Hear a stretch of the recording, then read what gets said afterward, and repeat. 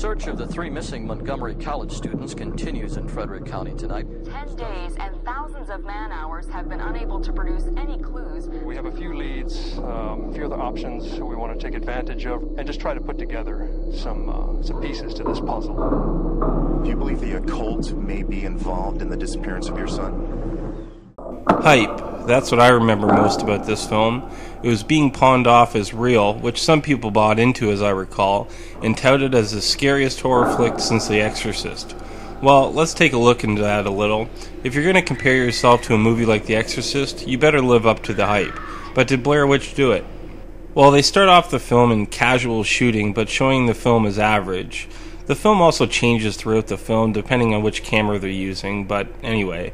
The idea is 3 film students are going to film a documentary on a legend about a witch, the Blair Witch. This is being headed by Heather. They get into the forest and they get lost, all while being haunted by something in the woods at night. The film's ability to build suspense in these scenes aren't bad, but not far ahead of a lot that I've seen. The other 2 notable spooky parts are the stick people in the woods, or my favorite, the children's hands rubbing the tent. Very simple to pull off, but I thought it was clever and pretty effective. Heather is one character I find rather annoying.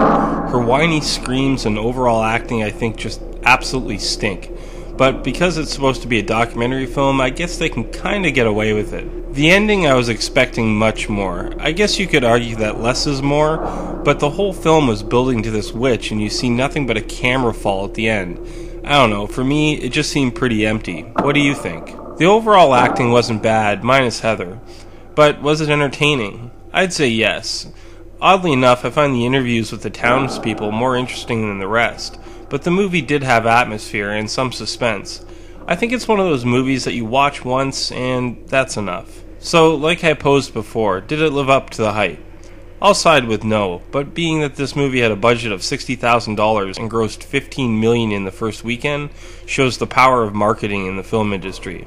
This was Pat for HMRG. Thanks for watching.